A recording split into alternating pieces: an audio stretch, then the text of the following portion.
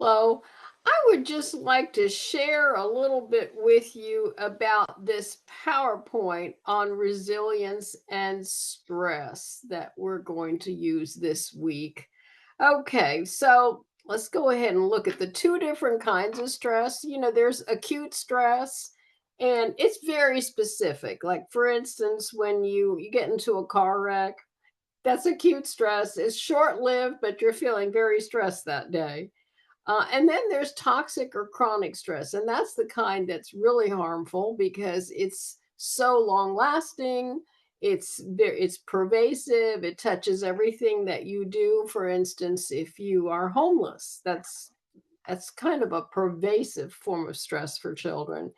If they live with someone that's using drugs, that's very pervasive. It touches everything in that child's life. So those are the two different kinds, and then these are just some things. I'm not going to read them to you, but these are very commonly seen in children who are feeling stressed. You can go ahead and read through that. So it really behooves us as teachers to make sure that we create a low stress classroom environment, because we want our classroom to be a haven for children. We want them to feel safe when they come into our classroom. Let them just relax, let their guard down for a while. One of the important things for us to do is to make sure we use developmentally appropriate practices. If we're skill and drilling 4 and 5 year olds all day long, that's so stressful.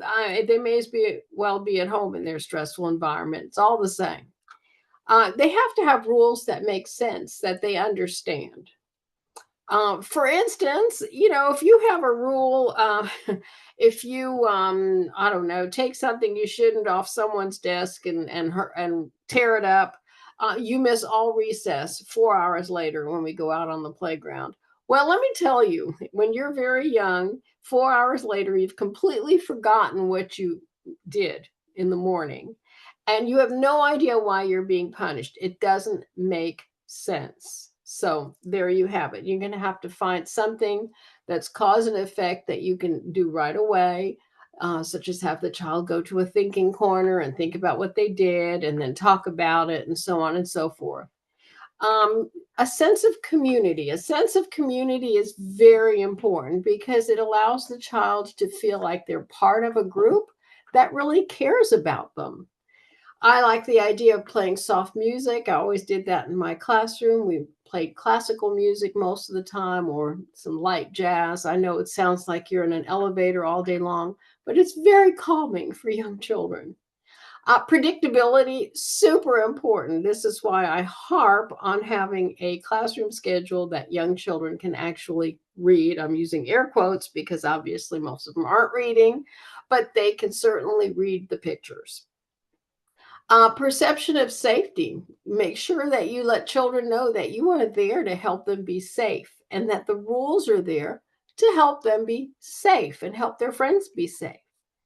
A quiet voice is very important, and I know some teachers raise their voice in order to be heard over the children. Well, let me tell you, if you want to lower the tone in your classroom, then lower your tone. When you speak softly, the children will speak softly because they want to hear what you have to say.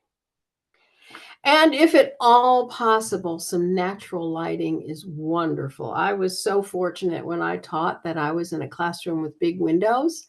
And so we had all natural light, and I would generally turn off the overheads unless it was very dark and gloomy outside.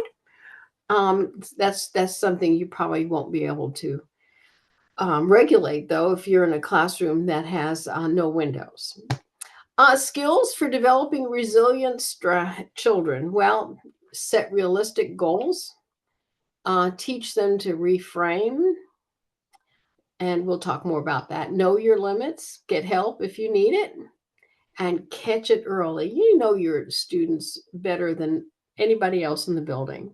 So if you see a complete change in behavior, or a child's mood being completely different from what it normally is, clue in on that and talk to them, or get a counselor to talk to them, find out what's happening in their lives.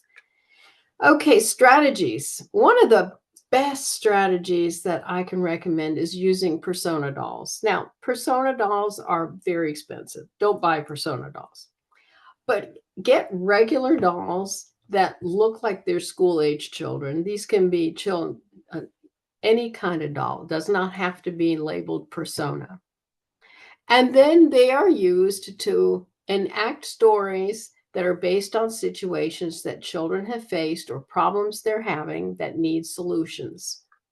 And I would love for you to click here and actually watch the video of teachers using persona dolls and some of the wonderful things that they can be used for. Anyway, let you do that. And this links of resiliency are great. This is wonderful. If you're teaching pre-K or kindergarten, this has so many great lessons in there, in Sesame Street communities. If you're teaching older children, positive notes go a long way. More strategies for teaching children that someone really cares about them. More strategies, more strategies, more strategies, and more strategies. And there you go. And remember, when it comes to resilience, it takes one person. Research has documented over and over again that when children experience one person in their lives who believes in them and knows that they're valuable and cares about them, it makes all the difference. I'm hoping that you can be that person in a child's life. Have a wonderful day. Let me know if you have any questions. Bye-bye.